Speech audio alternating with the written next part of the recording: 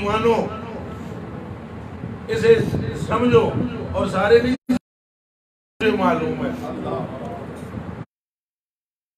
مگر کاش کہ جن کو میں سمجھانے کا ارادہ کرتا ہوں اللہ انہیں سمجھنے کی توفیق عطا۔ حکم عام اور خاص کا جاننا ضروری ہے، حکم عام اور حکم خاص۔ فرمایا نا مسجد میں جنابت کی حالت میں ایک میں آ سکتا ہوں، ایک علی آ سکتا ہوں،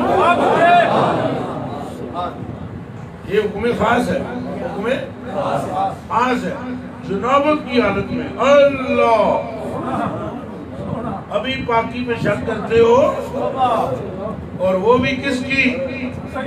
اللہ اکبر، مجھے خبر نہیں یہ ملا کی کھوپڑی کو کیا ہو گیا ہے، اللہ نے ازل سے اسے دوزخ کے لیے تیار کیا، تب یہ جا کر حضور کی گستاخی کا سوچتا ہے، وگرنہ ازل سے جس کے مقدر چمک جائیں وہ حضور کے کتوں کے بھی قدموں کو پاک سمجھتا ہے۔ یہ فضل اور کرم سے ہے۔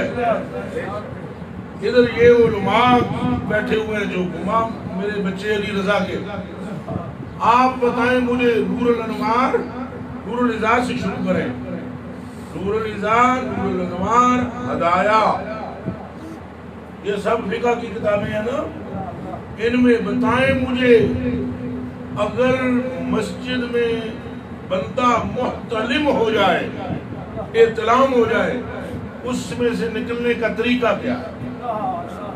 آپ لیٹے سوئے، آپ اعتکاف میں تھے، معتکف تھے، حالت اعتکاف میں احتلام ہو گیا،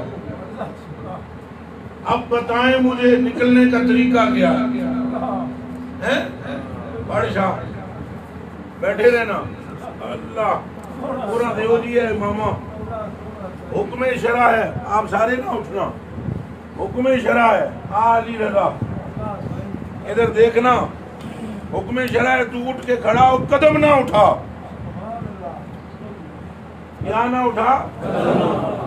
او گونگلو بولو منہ تو تمہیں سمجھ آوے، اے کدو ہی پڑے رہ سو، اے منہ چو بولیا کرو گونگی ہو، کہاں تمہیں کر سمجھ آتی، چپ کر کے سننا، وہ نہیں سمجھ آتی، وہ چونچرا کریا کرو۔ کچھ مقامات ہیں جہاں بولنا ممنوع ہے، کچھ ہیں جہاں بولنا مقصود ہے۔ حکم ہے اٹھ کے کھڑا ہو جا، بندہ احتلام میں، وہ حکم کیا ہے؟ کھڑا ہو، قدم نہیں اٹھانا، اور نکلنا بھی ہے مسیتیوں۔ حکم ہے دیکھ تیرے پاس کپڑا کہاں ہے، اس کپڑے کو یوں پھینک، آگے کرو جی، کپڑے کو پھینک کے بچھا دے، اب اس کپڑے پر چل،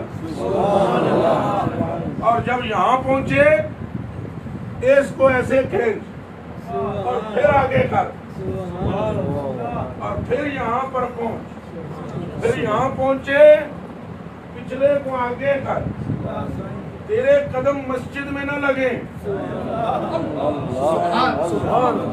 وہ تیرے ہیں اس لیے نہ لگیں، وہ علی ہے اس لیے